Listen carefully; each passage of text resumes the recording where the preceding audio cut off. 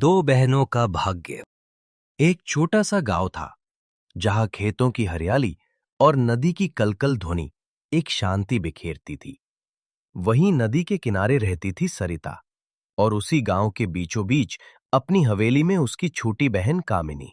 कामिनी एक अमीर व्यापारी की पत्नी थी, मगर बहुत घमंडी और कंजूस। सरिता का जीवन संघर्षों से भरा था। उसका पति मोहन लंबे समय से बीमार था। घर की जिम्मेदारी सरिता और उसकी छोटी बेटी गुड़िया पर थी। माँ, तुम रोज रोज मौसी के घर क्यों जाती हो? बिटिया, तेरी मौसी के घर काम करने जाती हूँ। वहीं से थोड़ा अनाज मिलता है जिससे घर चलता है। हर सुबह सूरज निकलने से पहले सरिता अपने घर का काम निपटाती, मोहन को दवा देकर गुड़िया को गले लगाती और फिर कामिनी के घर चल देती। सरिता जल्दी जल्दी कामिनी के घर की ओर भागती है, क्योंकि उसे एहसास हो गया था कि आज वो बहुत देर कर चुकी है। वो अपने आंचल से पसीना पोंछती, सांसें थामे तेजी से चलती रही। रास्ते में गांव की औरतें उसे देख मुस्कुराईं। अरे सरिता, फिर भाग रही है? क्या आज भी कामिनी ने बुलाया है? सरिता बस हल्की मुस्कान देती, सिर हिलाकर आगे बढ़ गई। उसे किसी से कुछ कहना नहीं था। उसके लिए तो ये रोज का सिलसिला था, भागना, मेहनत करना और बिना शिकायत सब सह जाना। अरे दीदी, आज फिर देर हो गई। हर दिन यही हाल है तुम्हारा। कभी गुड़िया की तबीयत, कभी पति की बीमारी, कोई ना कोई बहाना तो तैयार रहता ही है। इतने बड़े घर का काम क्या अपने आप हो जाएगा? अगर वक्त पर नहीं आ सकती तो मत आया करो। माफ करना बहन, गुड़िया रात भर रोती रही, थोड़ी देर लग गई, लेकिन अब सब काम जल्दी से कर दूंगी। चलो अब खड़ी मत रहो। पहले आंगन साफ करो, फिर बैठक और रसोई में झाड़ू पोछा लगा देना। आज पूरा घर चमकना चाहिए। सरिता सिर झुकाए चुपचाप काम पर लग गई। उसने बिना कुछ कहे झाड़ू उठाई और जैसे जैसे वो फर्श पर चलती, उसके दिल की थकान भी मानो उस धूल के साथ झड़ती जाती। कमरे के कोने कोने में उसका पसीना टपक रहा था, मगर आंखों में फिर भी एक शांति थी। सुनो दीदी, ये चावल उठाओ और देखो इसमें से टूटे हुए दाने निकाल देना। मेरे घर में तो सिर्फ बढ़िया चावल ही पकते हैं। ठीक है बहन, जैसे तुम कहो। सरिता मन लगाकर चावल साफ करने लगी। वो सोच रही थी, शायद आज कामिनी कुछ अच्छा दे दे और आज का खाने का काम हो जाए। सरिता सारा काम निपटाकर अपने आंचल से पसीना पोंछती है। उसकी हथेलियां झुलस चुकी थीं, फिर भी चेहरे पर थकान से ज्यादा संतोष था। वो झोली उठाकर चुपचाप घर की ओर निकलने लगी थी कि तभी पीछे से एक तीखी आवाज गूंज उठी। अरे दीदी, जरा रुक तो जाओ। इतनी जल्दी क्या है तुम्हें? ये लो, ये टूटे हुए चावल है। मेरे घर में कौन खाएगा इन्हें? तुम ही ले जाओ, तुम्हारे घर में काम आ जाएंगे। सरिता ने थैली ली, कुछ न बोली। उसकी आंखों में आंसू थे, मगर होठों पर कोई शिकायत नहीं थी, क्योंकि उसके लिए तो वही अनमोल था। वो धीरे धीरे घर की ओर चल पड़ी। घर पहुंची तो उसकी छोटी सी झोपड़ी के बाहर गुड़िया खेल रही थी।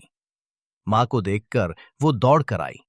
माँ, आज मौसी ने क्या दिया? कुछ खाने को लाईं क्या? हाँ बिटिया, आज चावल दिए हैं, देख कितने अच्छे हैं। वो जानती थी कि ये चावल टूटे फूटे हैं, लेकिन बेटी के सामने उसने उन्हें अच्छा कहा ताकि उसके दिल में कमी का एहसास ना हो। वो रसोई में गई, पुराने बर्तनों में पानी उबालने रख दिया।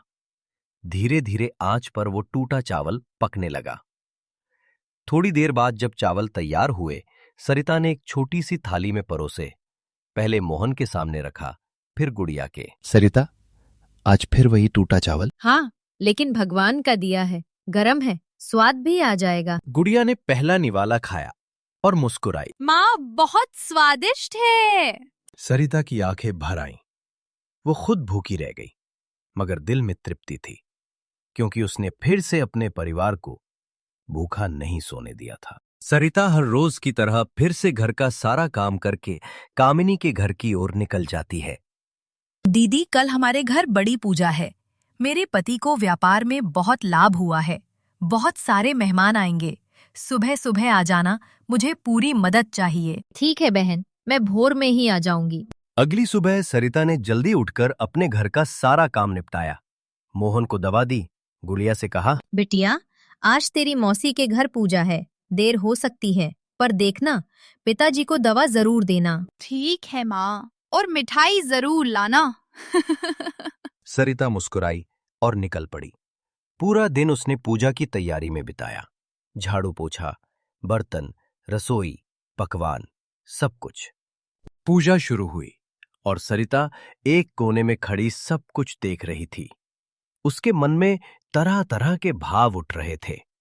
वो सोच रही थी, सबने कितने सुंदर और नए कपड़े पहने हैं, कितनी सारी मिठाइयाँ और पकवान बने हैं, और देखो कितना भव्य मंदिर सजाया गया है। उसकी आंखों में हल्की चमक थी, पर दिल के किसी कोने में एक गहरी खामोशी भी थी, क्योंकि वो जानती थी इन सब चीजों के बीच उसका स्थान कहीं नहीं है।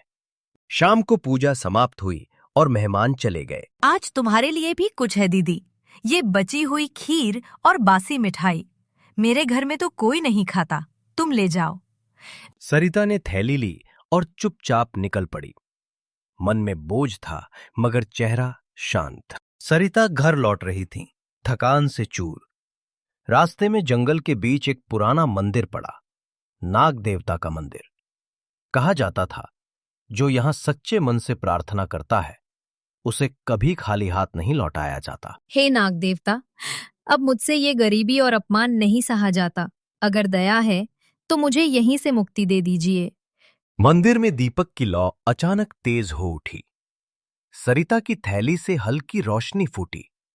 वो कुछ समझ नहीं पाई और घर लौट आई। घर पहुंची तो गुड़िया दरवाजे पर दौड़कर आई। माँ, तुम आ गई, मिठाई लाई ना?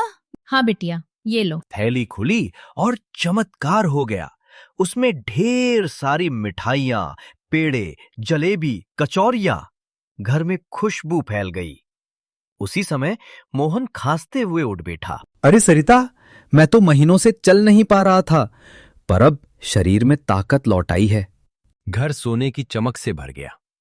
दीवारें दमक उठीं। मिट्टी के बर्तन चांदी के हो गए। सरिता की आंखों से खुशी के आंसू बह निकले। हे नाग देवता, आपकी कृपा अपार है।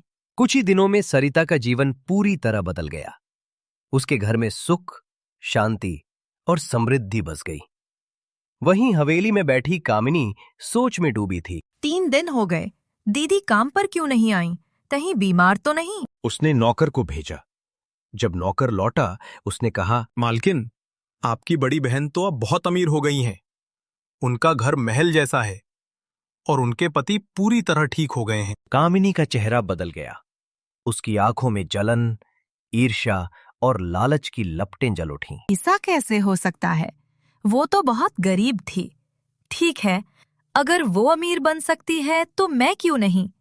मैं भी वही करूंगी, उससे भी ज्यादा अमीर बनूंगी। कामिनी उसी शाम सरिता के घर पहुंची। चेहरे पर झूठे आंसू और मन में छल की योजना। दीदी, मुझे माफ कर दो, मैंने तुम्हारे साथ बहुत बुरा किया। अब मेरे पति का व्यापार भी घाटे में है, मुझे अपने घर पर काम पर रख लो। बहन, तू अपनी है, मेरे घर में तेरा स्वागत है। आजा, काम कर ले। अगले दिन कामिनी सरिता के घर पहुंची। पूरा दिन काम किया, मगर उसका मन कहीं और था। शाम को जब सरिता ने उसे गरम खाना और ताजी मिठाई दी। नहीं दीदी, मुझे वही देना जो मैं तुम्हें देती थी, बासी खाना, बस वही चाहिए। पर क्यों बहन, ये तो ताजा और अच्छा है। मेरी यही इच्छा है दीदी, वही दो। सरिता ने अनमने मन से थैली में बासी खाना रखा और दे दिया। कामिनी ने थैली ली और सीधी मंदिर की ओर निकल पड़ी। अगला दिन भी वैसे ही शुरू हुआ। सुबह सुबह कामिनी सरिता के घर पहुंची। चेहरे पर झूठी मुस्कान, पर मन में वही लालच की आग। वो सरिता के घर काम करती और रोज बासी खाना मांगती। कई दिन बीत गए और कामिनी हर दिन यही करती रही। दिन भर काम, शाम को वही जिद, मुझे ताजा नहीं, वही बासी खाना दो। सरिता समझ नहीं पा रही थी कि आखिर कामिनी ऐसा क्यों कर रही है, पर उसने कभी कोई सवाल नहीं किया। वो बस हर बार चुपचाप वही पुराना खाना थैली में भरकर दे देती थी। कुछ दिन बाद अब तो काफी दिन हो गए हैं दीदी के घर काम करते करते। अब मैं नाग देवता के मंदिर जाती हूँ और उनसे वैसे ही प्रार्थना करती हूँ जैसे दीदी ने की थी। हे नाग देवता, मेरी बड़ी बहन मुझे रोज बासी खाना देती है। मैं बहुत दुखी हूँ। अब मुझसे ये जीवन नहीं सहा जाता। मुझे यहीं डस लीजिए ताकि मैं इस दुख भरे जीवन से मुक्त हो जाऊं। मुझ पर दया कीजिए नाग देवता। तभी मंदिर में भारी गूंज उठी। दीपक की लौ धधकने लगी। मूर्ख स्त्री, तू झूठ बोलती है। तेरी बहन तुझसे प्रेम करती थी, मगर तू ईर्ष्या और लालच में अंधी हो गई। तेरी बहन ने सच्चे दिल से मेहनत की और पूरे भाव से प्रार्थना की, इसलिए मैंने उसे उसके सच्चे भाव का इनाम दिया।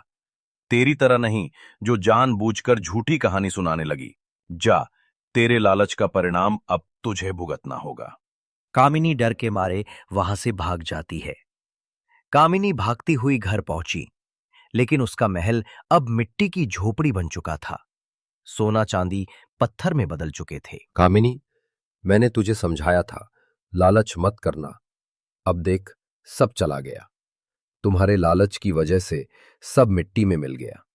अब रहो तुम अपने इस मिट्टी के महल में। कामिनी धरती पर गिर पड़ी, रोती रही, पछताती रही, मगर अब बहुत देर हो चुकी थी। सरिता का घर अब खुशियों से भरा था। वो हर दिन मंदिर जाकर नाग देवता को धन्यवाद देती, और कामिनी अब उस गांव की सबसे अकेली और गरीब औरत थी। और इसी तरह कामिनी का लालच उसे मिट्टी में मिला गया, जबकि सरिता की सच्चाई और मेहनत ने उसे भगवान का आशीर्वाद दिलाया। हमेशा सच्चे रहो, मेहनत करो, क्योंकि लालच हमेशा विनाश लाता है।